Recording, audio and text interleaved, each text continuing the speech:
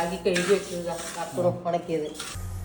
നമ്മൾ ചാമ ഇട്ടിട്ടുണ്ട്, പീന ഇട്ടിട്ടുണ്ട്, ചിയ സീഡ് ഇട്ടിട്ടുണ്ട്, പിന്നെ ആശാളി ഇട്ടിട്ടുണ്ട്.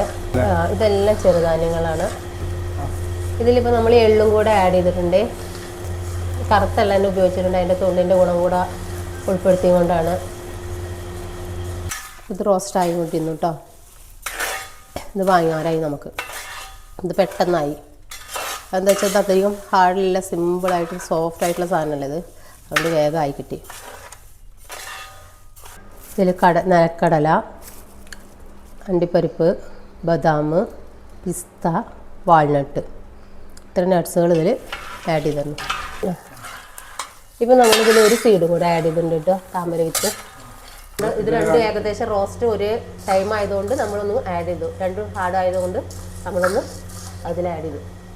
പൊട്ടലി വെക്കണല്ലേ, ഈ പൊട്ടണ സൗണ്ട് ചോളമൊക്കെ അതുപോലെ തന്നെയാണ്. ഇത് മൂത്ത് വന്നിട്ടുണ്ട്.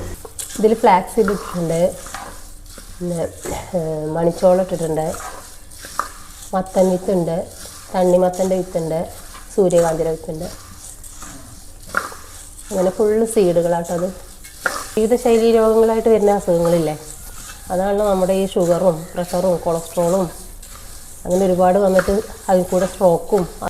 അതിൽ തന്നെ ഈ PCOD, ഇപ്പോൾ ഈ PCOD ഇല്ലാത്ത കുട്ടികളില്ല, എല്ലാവർക്കും PCOD. പ്രത്യേകം ഞാൻ പറയട്ടെ, ഈ സാധനം ഈ ഉണ്ടാക്കുന്ന ഈ പ്രൊഡക്റ്റ് നിങ്ങൾ കഴിച്ചിട്ടുണ്ടെങ്കിൽ ഇനി മരുന്നിനോട് കൂടെ കഴിച്ചാലും വേണ്ട, മരുന്ന് കഴിക്കാതെ ഇത് കഴിച്ചാലും വേണ്ട, പൂർണ്ണമായിട്ടും സുഖം പ്രാപിക്കുന്നുള്ള ഗ്യാരണ്ടി ഞാനിതിൽ കൂടി ഞാൻ നിങ്ങൾക്ക് ഉറപ്പ് തരികയാണ്.